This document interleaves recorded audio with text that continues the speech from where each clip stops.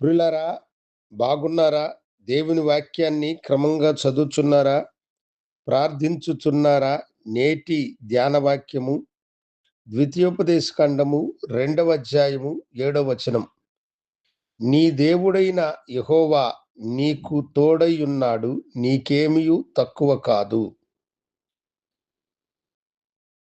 నీ దేవుడైన యెహోవా నీకు తోడైయున్నాడు గనుక నీకేమీ తక్కువ కాదు అని దేవుడు మనకు వాగ్దానమును అనుగ్రహించుచూ ఉన్నాడు.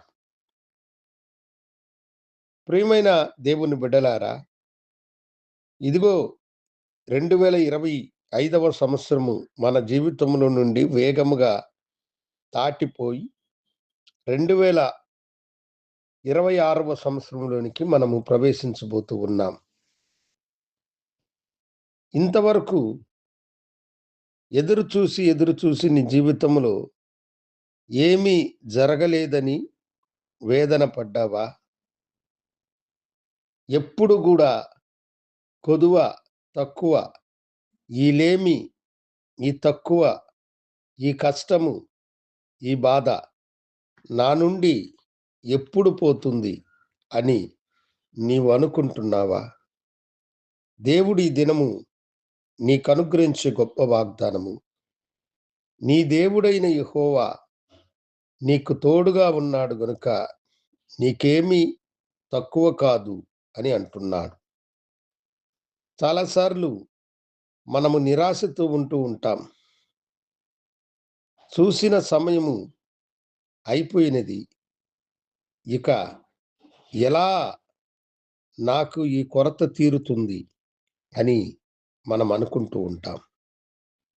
ఆయన అద్భుతకరుడైన దేవుడు చివరి గడియలో, చివరి సమయమున కూడా ఆయన నీకు ఏది తక్కువ కాకుండా సర్వసమృద్ధిని అనుగ్రహించడానికి సమర్థుడైన వాడు.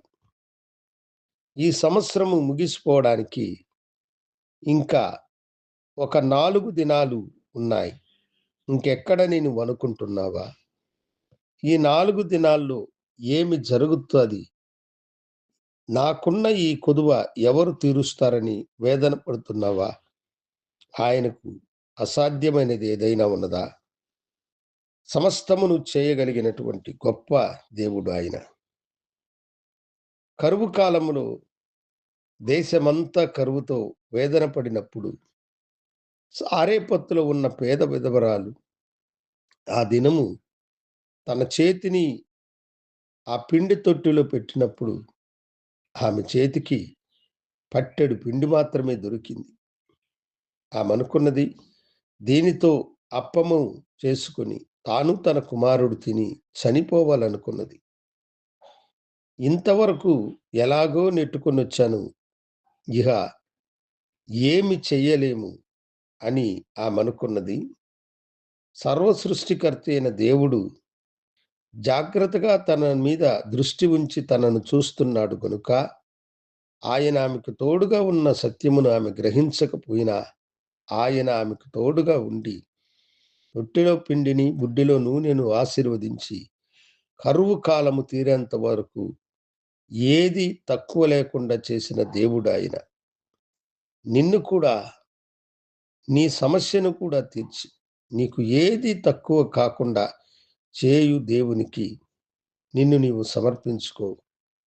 నీ కొదువులను తీర్చి నిన్ను ఆశీర్వదించు దేవుడు ఆయన. ప్రార్థించుకుందాం. గనుడా, ఏమి తక్కువ కాదని వాగ్దానం చేసినావు. ఈ సంవత్సరము ముగియబోతుందని బిడ్డలు వేదన చెందుతున్నారు. ఆ చివరి గడియలో మీరు ఒక అద్భుతమును చేసి వారిని ఆశీర్వదించమని ఈ కృపాకరములకు బిడ్డలను సమర్పించుకుంటూ యేసు నామమున అడిగి వేడుకొంచున్నాము తండ్రి. ఆమేన్. శుభోదయం. ప్రభువు మిమ్మలను దీవించునుగాక. ఆమేన్.